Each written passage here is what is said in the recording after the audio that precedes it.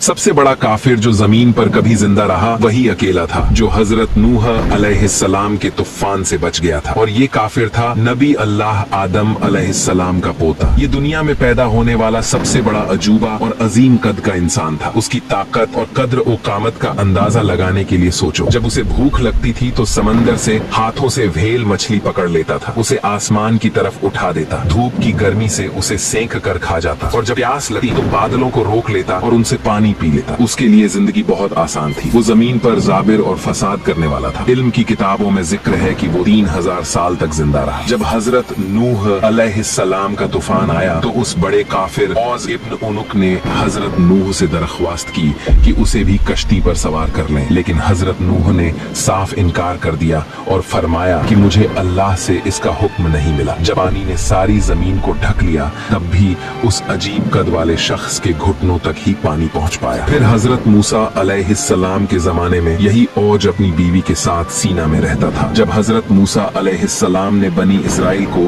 12 कबीलों में बांटकर उन्हें मुकद्दस जमीन में दाखिल होने का हुक्म दिया तो वहाँ के कबीलों के सरदार औज के किले में पहुँच गए। औज ने हर एक को लकड़ी की गठर में डाल लिया और उन सबको उठाकर अपनी बीवी के पास ले गया और मजाका उड़ाते हुए कहा, ये लोग हमें पकड़ने आए हैं। वो चाहता था कि सबको एक साथ पांव से कुचलकर मार डाले, लेकिन उसकी बीवी ने कहा, ऐ औज, ऐसा मत करो, इन्हें लौटने दो ताकि ये अपनी कौम को हमारी ताकत और शौकत के बारे में बताए। और ऐसा ही हुआ। सरदार लौट कर गए और बनी इसराइल को पूरा वाकया सुनाया। बनी इसराइल डर गए और हजरत मूसा से कहने लगे, आप और आपका रब जाइए और लड़ाइए, हम तो यहीं बैठे हैं। इसी दौरान औज ने बनी इसराइल पर हमला करने का फैसला किया। वो एक बहुत बड़ी चट्टान अपने हाथ में उठाए हुए था। अचानक अल्लाह ने एक बड़ा परिंदा भेजा जिसने अपनी चोंच से उस चट्टान को कुरेद कुरेद कर तोड़ डाला और वह चट्टान औज के सर पर गिरी और जमीन पर गिर पड़ा। फिर हजरत मूसा अलैहिस्सलाम ने अपनी लाठी से उसे एक ही बार किया और वो उसी वक्त मर गया। ये लाठी आम लाठी नहीं थी, इसमें एक अजीम राज था। इसी लाठी ने बनी इसराइल को नजात दी। इसी से समंदर